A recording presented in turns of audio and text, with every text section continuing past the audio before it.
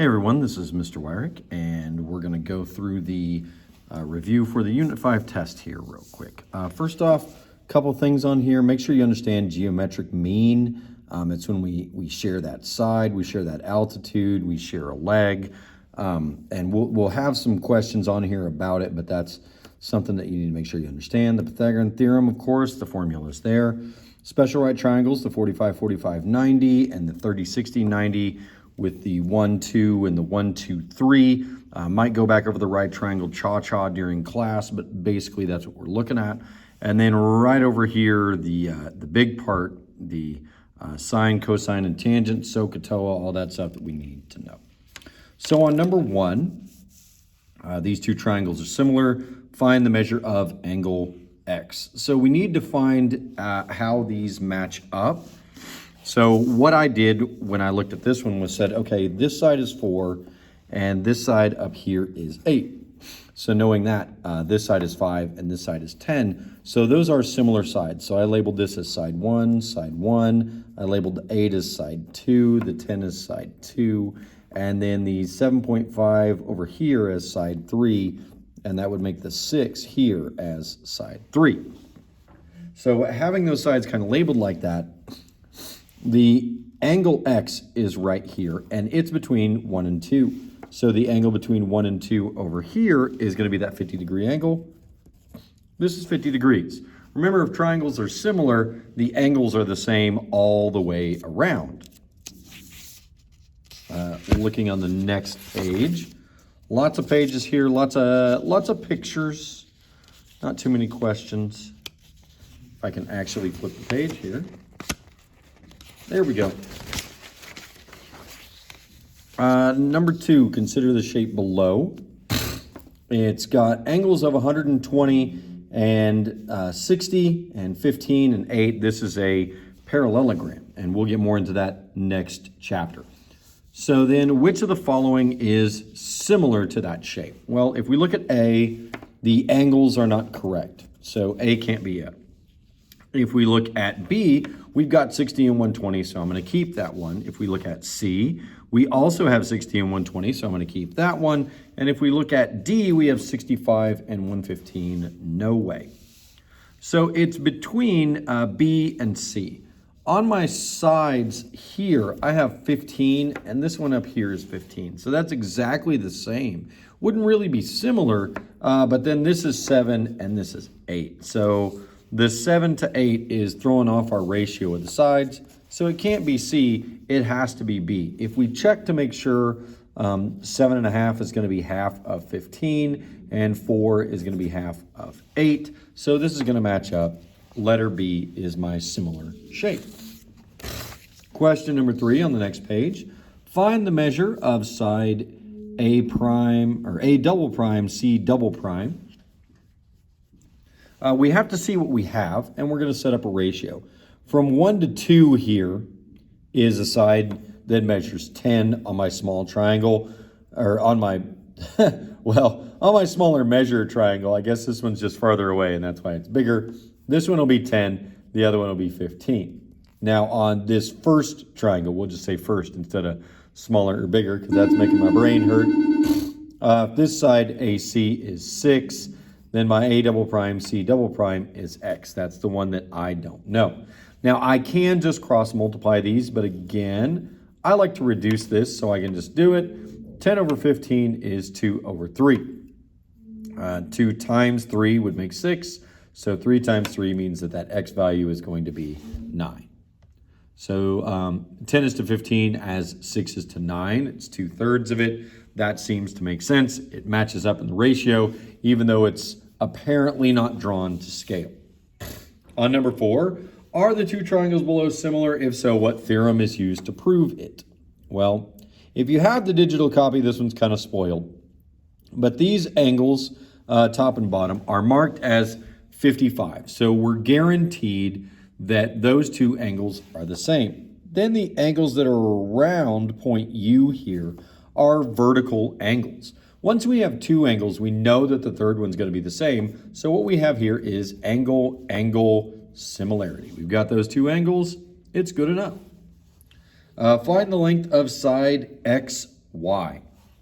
I'm going to do some labeling here, kind of like I did on the very first one. And I'm going to say that xy is side 1. It goes from unmarked to number 2. So from unmarked to number 2 on this other one, it's the side with 16. Then I need to find one that has my matching information. I'm going to put this side as 2 and this side as 3. Over here on this one, going from 1 to 2, that would be side 3. That is unmarked. So side 2 is going to be the way to go. So when I set this up, it's 12 on this first triangle, and that makes 18 on my bigger triangle, my second triangle. And that's going to be equal to 16 on this triangle over here on the left, and then my unknown on the right. Again, I just need to cross multiply, no big deal, but instead I'm going to reduce this fraction. These are both divisible by 2. No, these are both divisible by 6, so that's going to make it 2 over 3. 2 times 8 makes 16, so 3 times 8 is going to give me my answer for x, which is 24. Now, if you just cross multiply here, 16 times 18 is going to be, I think, 288. And then when we divide that by 12, we still get 24. So cross multiplying, dividing, like, that's going to give you the same answer. I'm just kind of shortcutting it by doing something a little bit smaller so I don't have to reach for my calculator.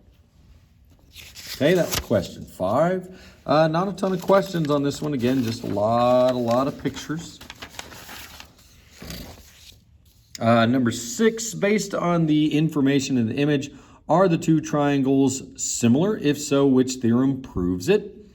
On this one, what I did actually was say, you know, this is 1 and 2, but it's tough to tell how they're supposed to kind of match up down here.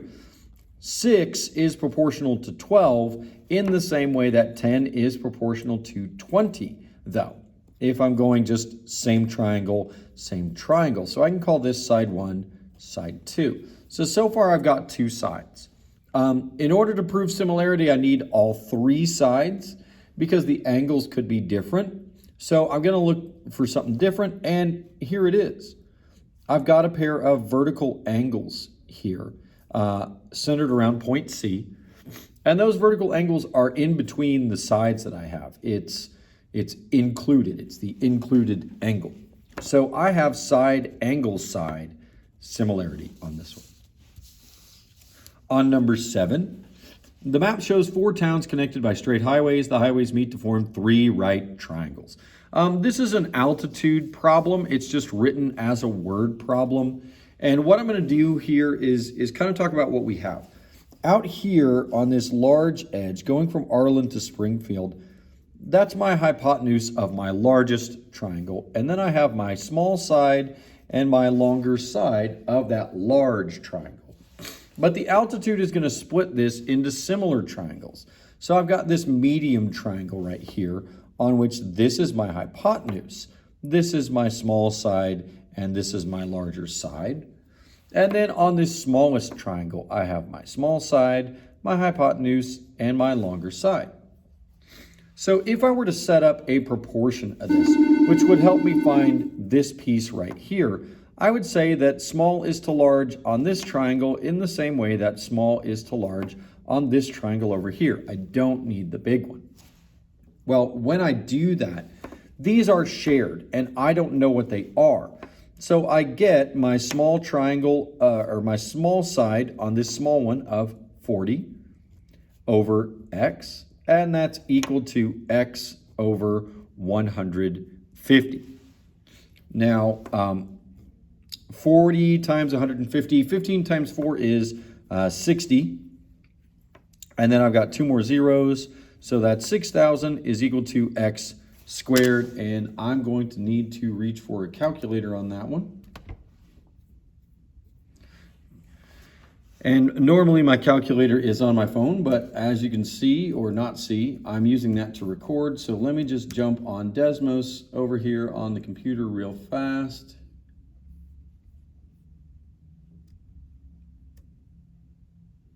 If I can get there, sorry for the delay. And on Desmos, I'm just going to go ahead and type in the square root, SQRT, of 6,000. And I get 77.459. It says to the nearest mile. Since that's 77.4, that's just going to be 77 miles. It will round down. Okay, I'm going to try to leave that up. Not forget about my Desmos over here. In this one, I've got a nice little angle measure.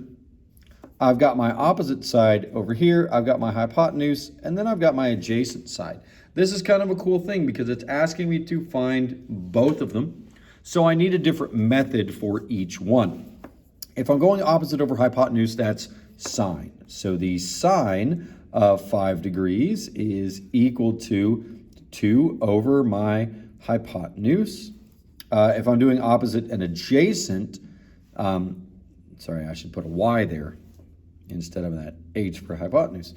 If I'm doing opposite and adjacent, that's going to be tangent. So the tangent of 5 is equal to my opposite of 2 over my adjacent of side x. If I'm going to find both of these, they're both on the bottom. So I'm going to swap this out. If it was on the top, if the x was on the top, I'd just be multiplying both sides and it would be a little bit easier. So this is going to be 2 over the sine of 5. This one's going to be 2 over the tangent of 5. So I'll type those into my calculator. Make sure your calculator is in degree mode.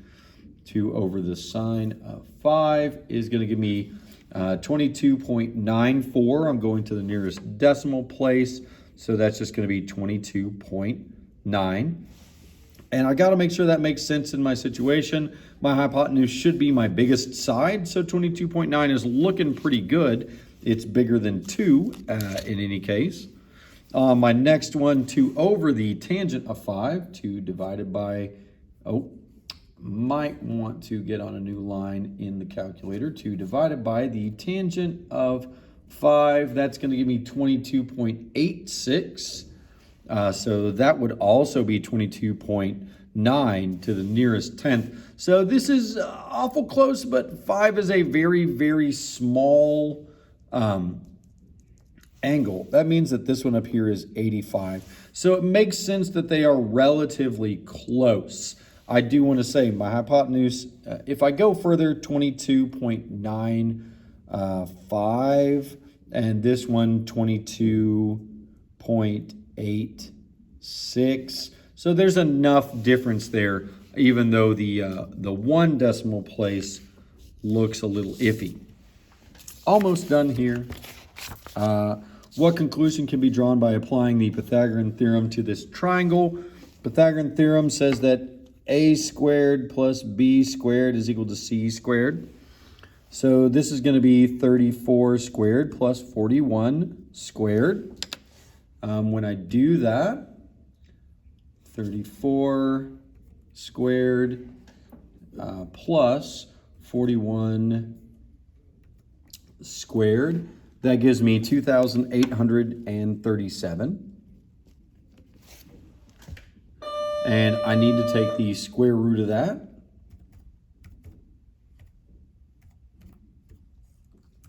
Which I do, and come up with 53.26. So I would say this right here. All right, I get a measure for AC. It's not going to be an obtuse angle. This is a 90-degree angle, so it can't be bigger than 90. That would be silly. My triangle would have too many degrees in it. And it's not going to be an isosceles triangle because these are not the exact same measure.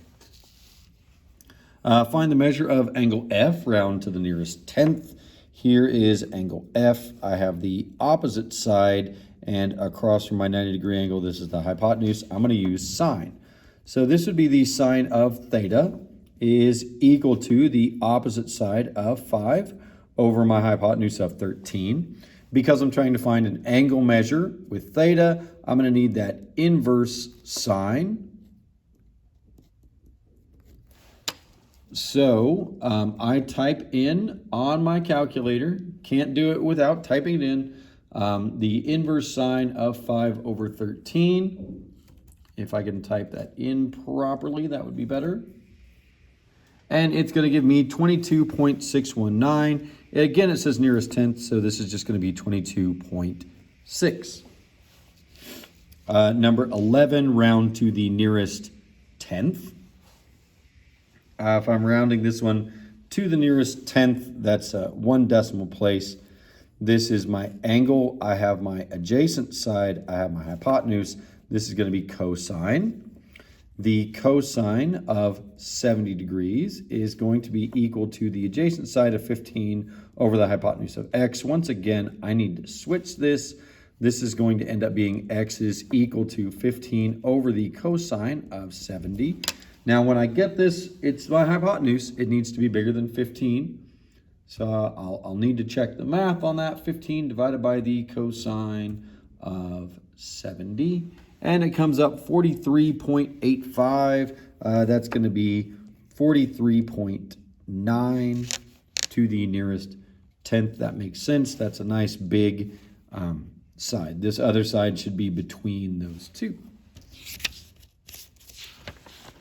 And then we've come to the last page. Sorry for the long video.